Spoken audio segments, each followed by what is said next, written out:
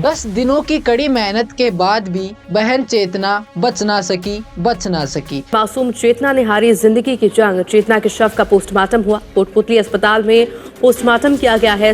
नमस्कार, मैं सचिन चौधरी। साथियों, ऑपरेशन चेतना जो पिछले दिनों से काफी चर्चाओं में रहा। लोगों ने चेतना के लिए काफी दुआ मांगी। एनडीआरएफ और एसडीआरएफ ने काफी मेहनत की, फिर भी 3 साल की बहन चेतना बच ना सकी। यह घटना कहाँ हुई, कितने दिन ये ऑपरेशन चेतना चला, यह खबर आपको पता होगी, क्योंकि जितने दिन यह ऑपरेशन चला पल पल की खबरें न्यूज मीडिया ने आप तक पहुंचा दी होंगी। लेकिन अपन आते हैं सीधे 3 सवालों पर। पहला सवाल, गलती किसकी, या फिर बोले लापरवाही किसकी? उस 3 साल की बच्ची की जो वहां बोरवेल के पास खेलने गई थी, या फिर उसके माता पिता की जो उसका ध्यान सही से नहीं रख सके? दूसरा सवाल, आखिर क्यों एनडीआरएफ और एसडीआरएफ की टीम 10 दिनों की कड़ी मेहनत के बाद भी मासूम बच्ची को बचा ना सके? क्या वह तकनीकी के जमाने में जुगाड़ लगा रहे थे, या वह इंतजार कर रहे थे मीडिया का कि जब मीडिया आएगी तब हम इस ऑपरेशन को गंभीरता से लेंगे? और तीसरा सबसे बड़ा सवाल, आखिर पिछले कुछ सालों में ये बोरवेल हत्याकांड काफी तेजी से बढ़ रहे हैं, आखिर क्यों? और इसी के साथ हम ऐसे सवालों के जवाब भी देंगे जो आप लोगों ने इस ऑपरेशन के समय सोशल मीडिया पर कमेंट्स के जरिए रजाई में पड़े पड़े दिए थे, बिना किसी सोचे समझे। और हो सकता है इस वीडियो को देखने के बाद आप में से कुछ अनपढ़ या ना समझ लोगों को मेरी बातों से बुरा लगे, लेकिन ऐसे लोगों को मैं बता देना चाहता हूँ, आप मुझे कमेंट में बुरा भला कहें, मुझे उससे कोई फर्क नहीं पड़ता। फर्क पड़ेगा तो सिर्फ इस बात से, अगर कोई पढ़ा लिखा होकर भी मेरी बात नहीं समझ पाया तो यह मेरे लिए बड़े दुख की बात है। तो चलिए पहले सवाल की बात करते हैं। पिछले कुछ सालों में ये बोरवेल हत्याकांड काफी तेजी से बढ़ रहे हैं, लेकिन हम कुछ सालों के गड़े मुर्दे उखाड़ने के बजाय कुछ महीने या कुछ दिनों की ही बात करते हैं।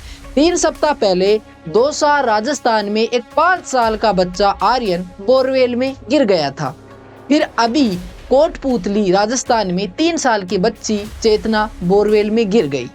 फिर चेतना के बाद गुना मध्य प्रदेश में 10 साल का लड़का सुमित बोरवेल में गिर गया।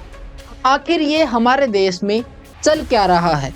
बच्चे बोरवेल में गिर रहे हैं, एनडीआरएफ और एसडीआरएफ की टीम लगातार मेहनत कर रही है।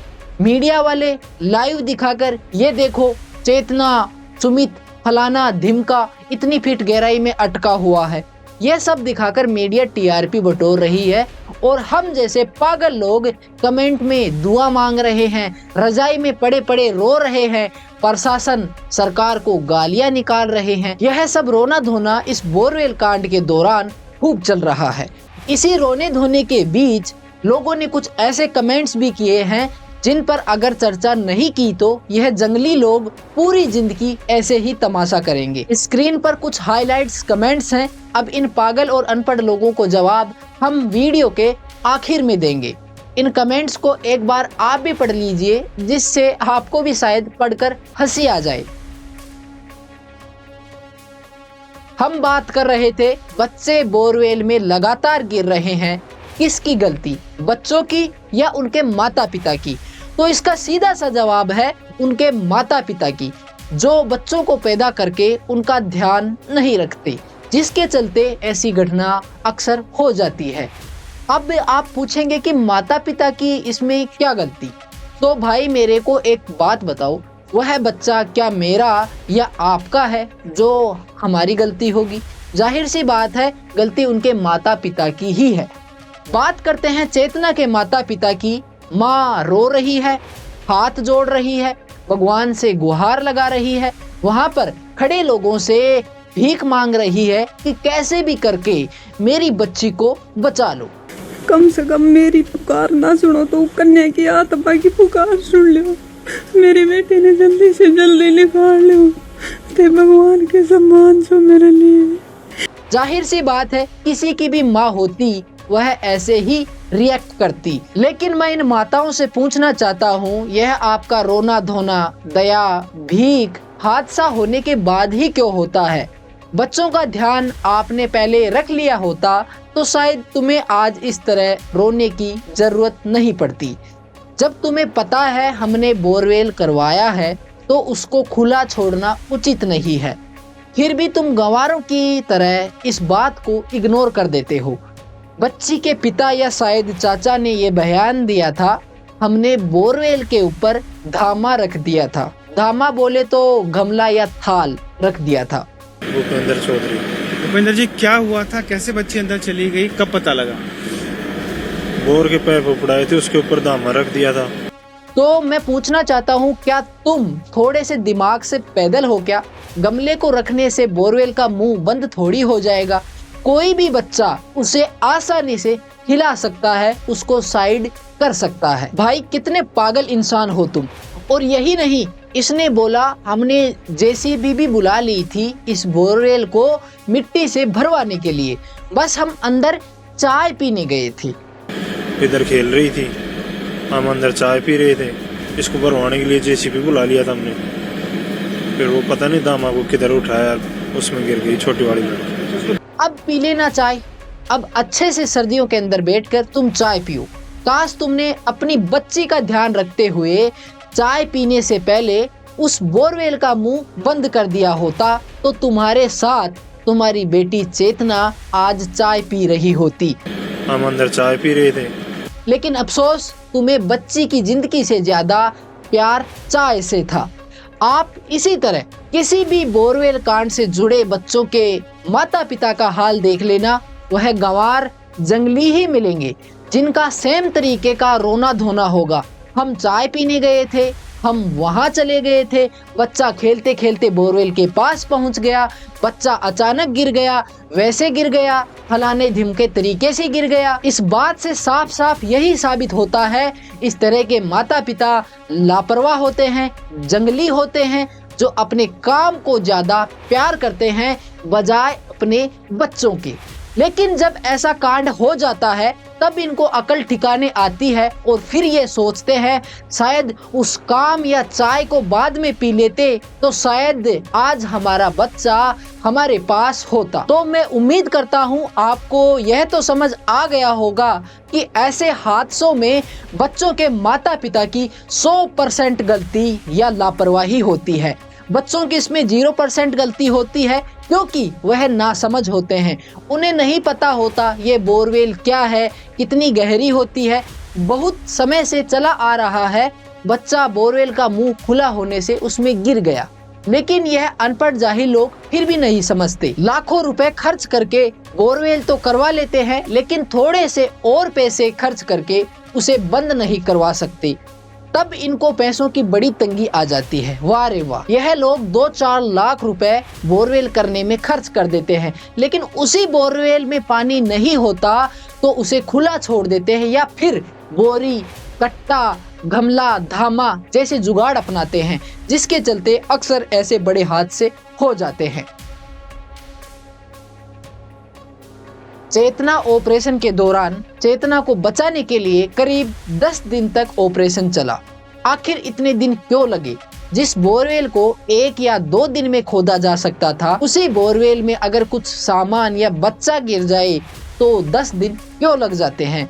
तो इसका भी सीधा सा जवाब है तकनीकी और इंस्ट्रूमेंट्स की कमी, जो सही समय में उपलब्ध नहीं हो पाती या होती ही नहीं है। इस ऑपरेशन में हरियाणा से मशीन मंगाई गई, राजस्थान में नहीं थी, क्यों? इसका जवाब आप लोग मुझे कमेंट में जरूर देना। अब बात करते हैं एक 3 साल की बच्ची को बचाने के लिए करोड़ों रुपए खर्च किए गए। 10 दिनों में लगातार मशीनें चलती रही, हजारों की संख्या में लोग वहां बच्ची को बचाने पहुंच गए। मीडिया वाले लगातार लाइव रिपोर्ट दिखा रहे हैं जैसे तीसरा विश्व युद्ध चल रहा हो, और एक बंदे ने तो यहाँ तक कह दिया हम इस बच्ची को बचाने के लिए अपनी जान भी दे देंगे। एक बार सुनिए। बड़ी मुश्किल से धीरे धीरे हाथ से मिट्टी को साइड करके उसको निकाला। परेशानी की कोई बात नहीं है क्योंकि ये हमारी अपनी बहन अपनी बेटी, उसके लिए हम जान भी दे देंगे। क्या यही सब चलता रहेगा हमारे देश में? 10 दिन का चेतना ऑपरेशन, सुमित बोरवेल रेस्क्यू, फलाना दिन का रेस्क्यू, 10 दिनों का रेस्क्यू, 56 घंटों का रेस्क्यू, 4 दिनों का रेस्क्यू। क्या यह पैसा सरकार दे रही है? तो इसका जवाब है हमारी राज्य सरकार और केंद्र सरकार ही एनडीआरएफ और एसडीआरएफ के बजट द्वारा पैसा पे करती है। लेकिन असल में यह पैसा हर भारतीय नागरिक की जेब से निकलता है, टैक्स वगैरह से, तब जाकर सरकार इनका बजट द्वारा पे कर पाती है। इस चेतना ऑपरेशन में करीब 5 करोड़ रुपए 10 दिनों में खर्च हो गए। अनुमानन ऐसे रेस्क्यू ऑपरेशन में 50 लाख रुपए रोजाना खर्च होते हैं। यहाँ तक कि रेस्क्यू स्पॉट यानी बोरवेल तक मशीनें पहुंचाने के लिए रोड तक बनाई जाती हैं, क्योंकि यह बोरवेल खेतों में होती है तो भारी भरकम मशीन रोड बनाकर ही पहुंच पाती हैं। अब आप खुद सोचिए, समझिए, इतना पैसा खर्च किया जा रहा है क्यों, किस लिए? क्या यह किसी राष्ट्र निर्माण कार्य में खर्च हो रहा है? क्या यह किसी समाज के कार्य में खर्च हो रहा है?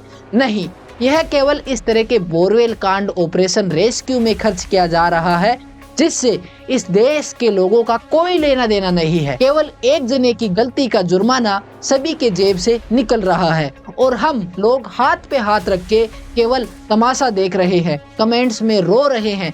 लेकिन हम यह क्यों नहीं सोचते आखिर ये बोरवेल कांड कब रुकेंगे? कब तक आम लोगों का पैसा ऐसे फिजूल के ऑपरेशन में खर्च होता रहेगा? अगर कोई प्राकृतिक आपदा आती है, कोई हादसा होता है, तब तो यह ऑपरेशन सही भी लगते हैं। लेकिन इन बोरवेल कांड में साफ साफ देखने को मिलता है यह लापरवाही है। लोग समझदार होते हुए भी लापरवाही करते हैं। जब कोई ऐसा बोरवेल कांड हो जाए तो लोगों को इससे सीखना चाहिए और ऐसा उनके साथ ना हो, ऐसे कदम उठाने चाहिए। लेकिन नहीं, लोग फिर भी लापरवाही करेंगे।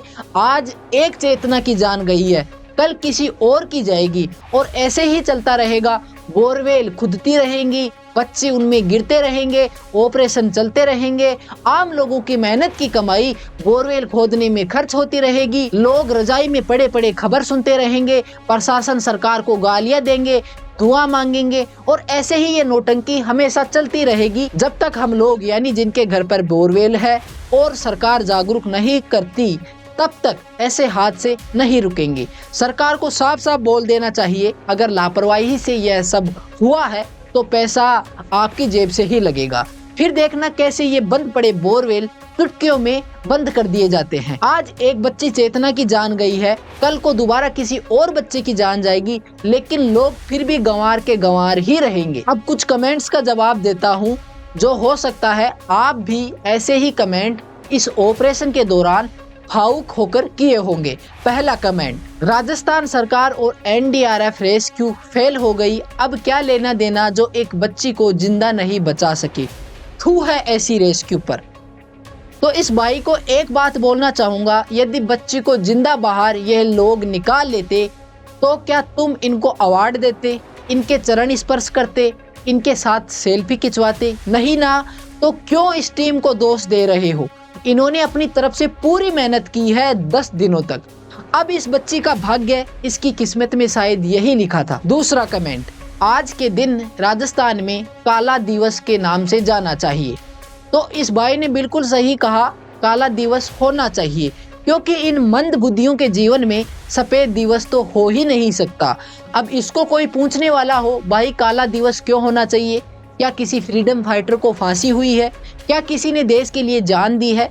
मतलब ऐसे लोग बिना सोचे समझे कुछ भी बकवास नॉनसेंस बोल देते हैं। तीसरा और आखिरी कमेंट, देश का मुखिया अनपढ़ होगा तो गरीबों का तो भगवान ही मालिक है और इस देश की जनता को मंदिर मस्जिद में उलझा रखा है। तो इस भाई को भी एक सीधा सा जवाब। पहली बात तो देश का मुखिया यानी प्रधानमंत्री का यहाँ कोई लेना देना नहीं है।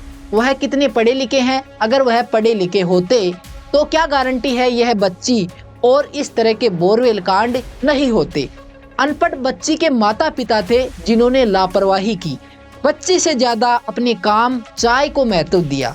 दूसरी बात मंदिर मस्जिद की, अगर तुम पढ़े लिखे हो तो क्यों आते हो एक अनपढ़ मुखिया की बातों में। तीसरी बात, भगवान गरीबों की मदद करता है, लापरवाही की नहीं। उम्मीद करता हूँ इस भाई तक यह मेरी बात जरूर पहुँचेगी। अब आखिर में आप सभी से मेरा निवेदन है, अपने बच्चों का ध्यान आप खुद रखिए। पैदा आपने ही किया है तो ध्यान भी आपको ही रखना पड़ेगा, कॉमन सेंस की बात है। और ऐसे हादसों से कुछ सीख लीजिए। अगर आपके घर के पास भी कोई ऐसा खुला पड़ा बोरवेल, कुआं वगैरह है तो उसे जितना जल्दी हो सके बंद करवाइए। किसी और चेतना का गिरने का इंतजार मत करिए। अगर आपके बच्चे नहीं हैं फिर भी उसे बंद करवाइए। पड़ोसी के बच्चे गिर सकते हैं, बेजुबान कुत्ता बिल्ली जैसे छोटे जानवर भी गिर सकते हैं। चेतना का रेस्क्यू तो 10 दिनों तक चल गया, लेकिन बेजुबानों का रेस्क्यू नहीं चलेगा। इसलिए छोटे बच्चों और जानवरों की जिंदगी को ध्यान में रखते हुए ऐसे बोरवेल को प्लीज बंद करवाइए। उम्मीद करता हूँ वीडियो आपको अच्छा और जानकारीपूर्ण लगा होगा।